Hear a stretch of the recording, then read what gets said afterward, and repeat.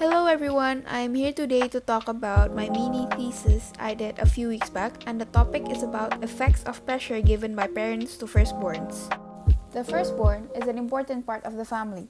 The minds of firstborns are usually full of ways on how are they going to continue their family business, how to make a living for their siblings and their education if the age gap is far, live up to their parents' expectation, and the endless list goes on and on. However, financials are not their only concerns. Financial aspects are left aside for the future.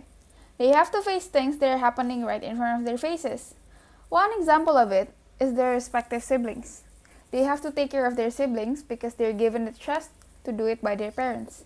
In order to not let them down, firstborns tend to feel pressured because they do not want to destroy the trust their parents have given to them. They have to face the pressure of taking care of their younger siblings and lessening the possibility of them getting hurt under their watch, the pressure to become a role model for their younger siblings, and the list goes on.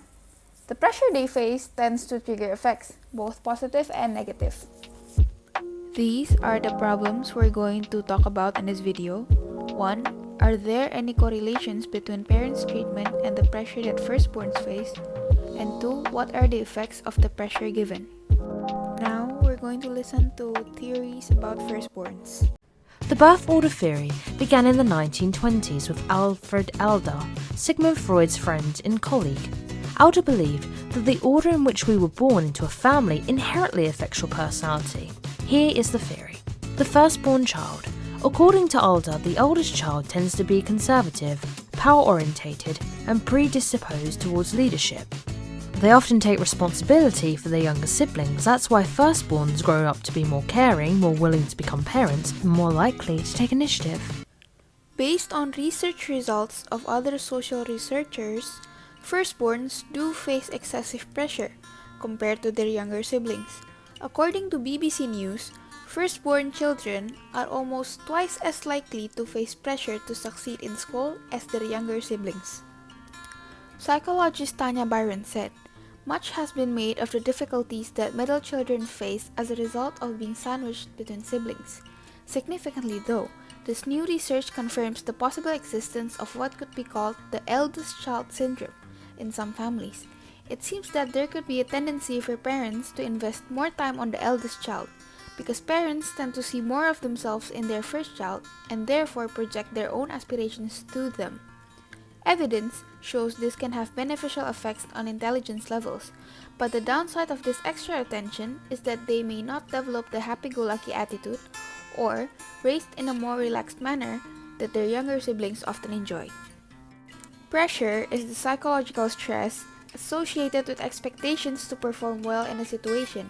Some pressure can actually be good for performance. Research shows that an optimal amount of stress can make you perform better, but too much pressure can lead to a worsening performance or freezing or choking up. Confidence and proficiency can affect whether or not pressure is beneficial or harmful for performance. This research took place in St. John BSD's senior high school. This involves distributing questionnaires to the samples taken from each class. To collect objective data, the research type of below were used.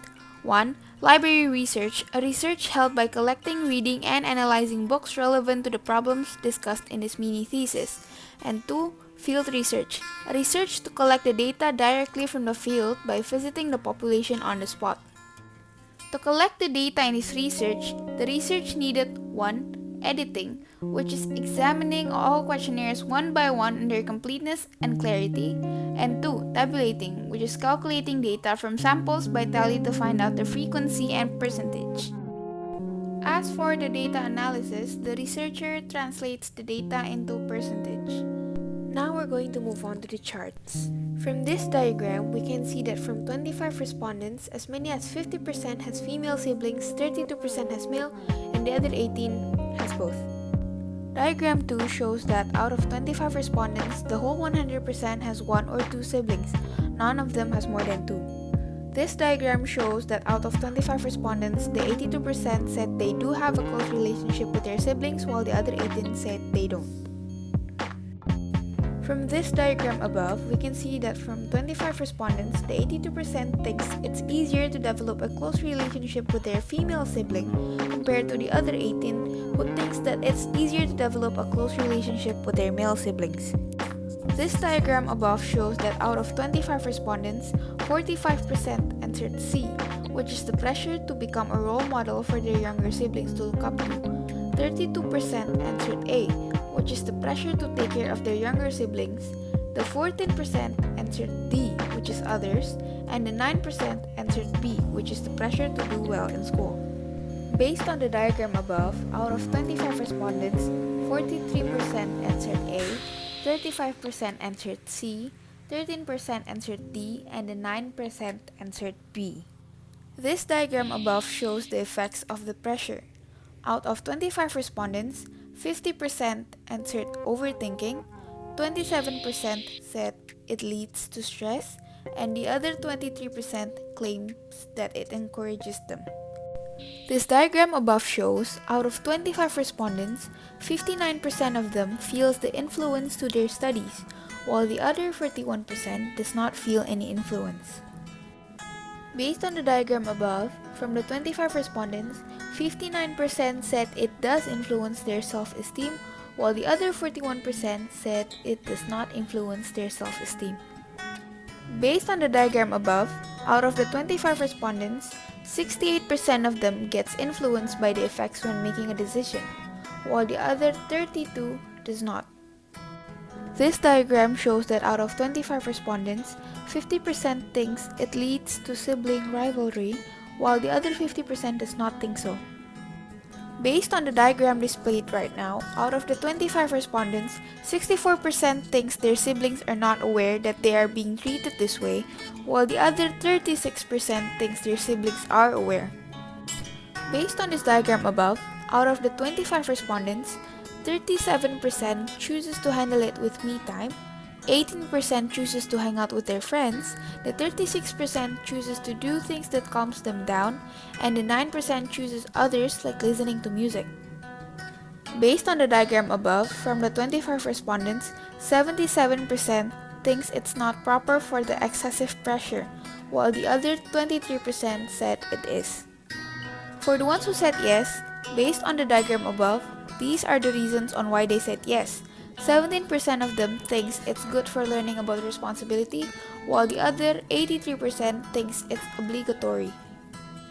For the ones who said no, based on the diagram above, these are the reasons on why they said no. 63% of them believes in fair treatment among the siblings, 12% believes that the younger should be independent as well, 19% claims it leads to stress, anxiety, and overthinking, while the other 6% thinks it is not important. The conclusions that can be drawn from this research are as follows. 1. Most of the firstborns face pressure from their parents as they are trusted by their parents to take care of their younger siblings, and lessening the possibility of them getting hurt under their watch, or trusted to become a good role model for their younger ones. 2. Each individual has different ways in handling the negative effects of the given pressure. It ranges from quality time, hanging out with friends, to the very small things like listening to music. 3. The respondents claim that the given pressure leads to sibling rivalry, influence to studies, self-esteem, and etc. They also think that their younger siblings are not aware that their older siblings are given excessive pressure by their parents. 4. When asked if excessive pressure is important or not, some answered yes while the rest answered no. They chose yes because they see it as an obligatory thing or seeing it as a lesson of responsibility. While the others who said no, they chose no because they believe that every sibling deserves the same and fair treatment from their parents, or their siblings must be independent as well, or maybe simply not important.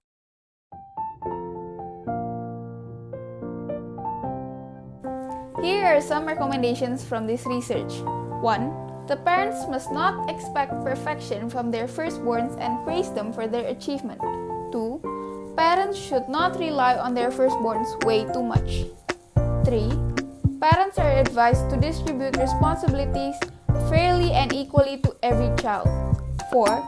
Parents are advised to give equal attention to every child. 5. Although it can be hard, the firstborns must understand that the excessive pressure is undeniably obligatory able to be responsible for their siblings, because after all, siblings should look for each other. And yes, that is all I am going to talk about for now. Thank you for listening.